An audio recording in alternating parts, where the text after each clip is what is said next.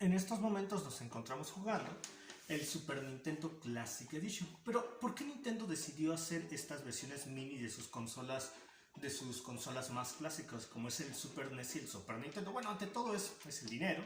Y que también se dieron cuenta los de Nintendo que las personas utilizaban mucho los juegos de la consola virtual que fue inaugurada con la consola Wii, en donde se encuentran títulos como Super Mario Bros., The Legend of Zelda de 1986, de 1987, The Adventure of Link, Super Mario Bros. 2, Super Mario Bros. 3, que por cierto Super Mario Bros. 2 es diferente a la versión japonesa de Super Mario Bros. 2, donde se sabe que la versión japonesa de Super Mario Bros. 2 es Super Mario Bros. De los Levels en América. Es muy curiosa la historia de Super Mario Bros. 2 porque Nintendo, cuando mandó a revisión la versión japonesa de Super Mario Bros. 2, aquí les dijeron que la verdad era un juego muy difícil. Es por eso que tuvieron que hacer otra versión de Super Mario Bros. 2 para el continente americano. Bueno, volviendo a la idea, entonces se dieron cuenta las personas de Nintendo que los videojugadores jugaban demasiado los videojuegos de la consola virtual que fue inaugurada en el Nintendo Wii.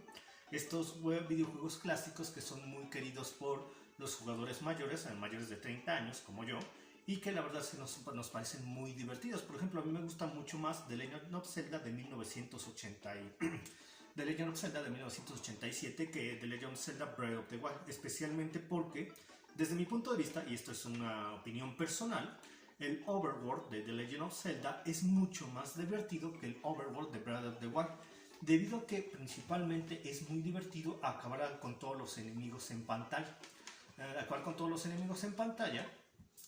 Mientras vas estableciendo nuevos récords a medida que vas avanzando. En sí, qué tan rápido lo acabas con ellos, cuáles son los que más te dificultan, lo divertido que es pelear con unos, pelear con otros. Y en cambio, Breath of the Wild me parece muy vacío en muchas locaciones. Mientras recorres Hyrule de un punto a otro, me parece bastante aburrido cómo te la pasas transportando de un lugar a otro, y hay tramos en los que en sí no encuentras nada importante, nada más que uno que otro mercader por ahí, o que uno que otro enemigo por ahí, pero que uno que otro objeto a descubrir, pero nada más. En cambio, la versión de The Legend of Zelda del 87, que es muy parecida a lo que estoy jugando ahorita de The Legend of Zelda Link to the Past de 1991, me parece bastante gratificante cómo acabas con los enemigos de pantalla, lo cual desde mi punto de vista es un proceso bastante divertido de llevar a cabo a medida que vas salvando al reino de Hyrule de las garras del príncipe de oscuridad Ganondorf. Y hay que decir también que precisamente en The Legend of Zelda de 1987 fue la primera vez que aparecía el villano clásico de la saga, Ganon, aunque en ese tiempo solamente le ponían el nombre de Ganondorf. Ya me están por vencer, por cierto. Sí, entonces, como les estaba comentando, ahorita me encuentro jugando los videojuegos de la biblioteca, los videojuegos de la biblioteca clásica del Super Nintendo Classic Edition. En este momento estoy con A Link to the Past. A Link to the Past, de hecho, es el tercer juego de la saga de la leyenda del Zelda, y cronológicamente dentro de la historia de la leyenda de Zelda es de los últimos de la línea del héroe derrotado. Recuerden que de acuerdo con Hyrule Historia, la cronología de Legend of Zelda se partió en tres versiones a partir de Ocarina of Time: la línea del héroe derrotado, la línea del héroe victorioso niño, la línea del héroe victorioso adulto, y así se fue definiendo. Y con todo eso. Pero sí, como les estaba comentando, esta colección de juegos que viene que ya están cargados en el Super Nintendo Classic Edition me parece muy muy bueno. Vamos a ver, aquí voy a ver otro de los juegos, reseteo, y ahora nos podemos ir con Super Mario World.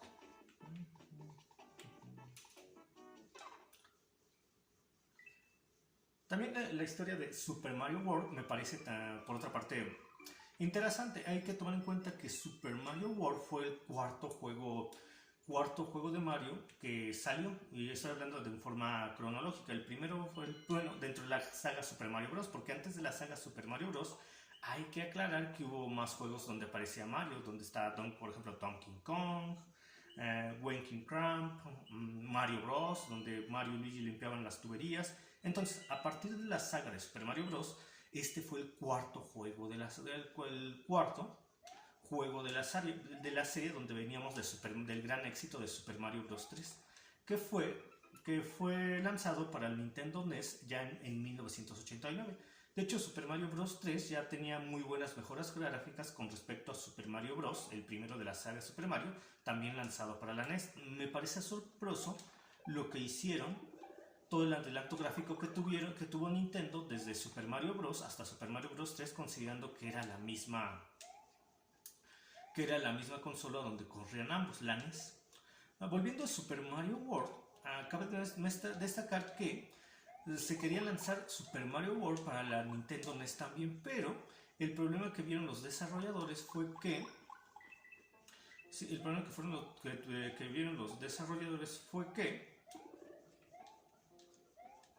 no podían cargar, porque era muy difícil establecer elementos como los nuevos que querían utilizar. Por ejemplo, un animal que montara Mario, en este caso Yoshi. Los de Nintendo consideraron que técnicamente era muy difícil hacer que Mario pudiera cabalgar sobre un personaje como Yoshi para la versión del Nintendo NES. Aunque posteriormente programadores independientes ya han trabajado con el sistema operativo de la NES y sus cartuchos, sus capacidades técnicas, memoria, y han logrado han logrado trasladar en algunos DMAX a Super Mario World a la versión de NES, así que esto en sí no era impedimento para no poder haber lanzado Super Mario World en la Nintendo NES. Más bien fue el hecho que ya querían trasladar la mayor parte de los juegos a la nueva consola, la Super Nintendo, o la Super NES como algunos la conocen, ya para el año de 1990. Entonces, hablando de este Super Mario World, que ya con esta pequeña introducción de el por qué fue lanzado para el Super Nintendo, la verdad, es Super Mario World un videojuego muy disfrutable, tiene muchas opciones. Mario con la versión capa, Mario montando a Yoshi, y fue de los videojuegos en donde Bowser ya estaba por definir su versión final en cuanto a características físicas. Hay que recordar que para Super Mario Bros. Y para Super Mario Bros. 2 y Super Mario Bros. 3, Bowser en sí no tenía aún definida de manera definitiva sus principales características físicas, las cuales se establecieron ya con Super Mario Bros. 3 y que se consolidaron definitivamente aquí con Super Mario World. Entonces, sí.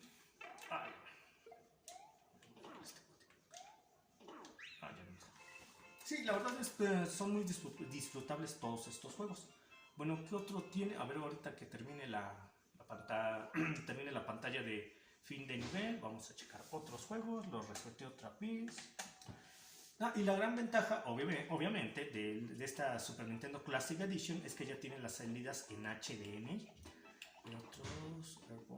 Y algo que me gustó mucho es que tiene el Star Fox 2. La historia de Star Fox 2 es muy curiosa porque después del éxito que significó Star Fox para la Super Nintendo a través del chip Super FX que permitía a la Super Nintendo correr gráficos tridimensionales, dado que aceleraba la capacidad de procesamiento de cálculos matemáticos para la Nintendo 64, que precisamente permitía generar esos gráficos tridimensionales, obviamente se preparó de inmediato una segunda parte. Pero cuando ya se tenía un avance del 90% en el desarrollo del juego, Nintendo dio la orden que ya todos los juegos y proyectos tendrían que ser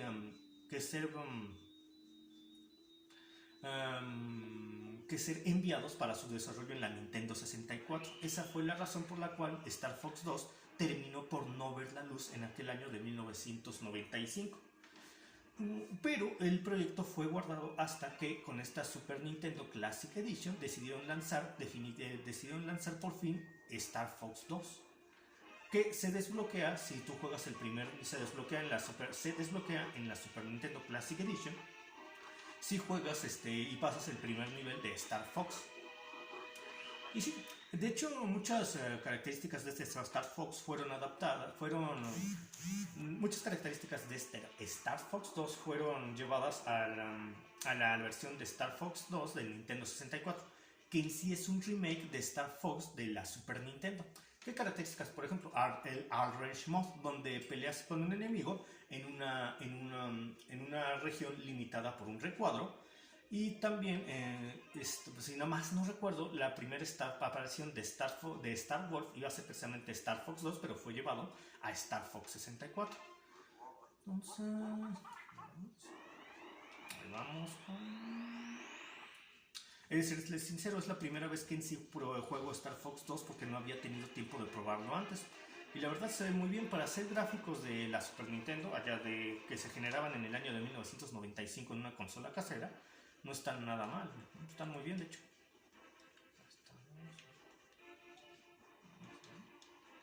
Muy bien.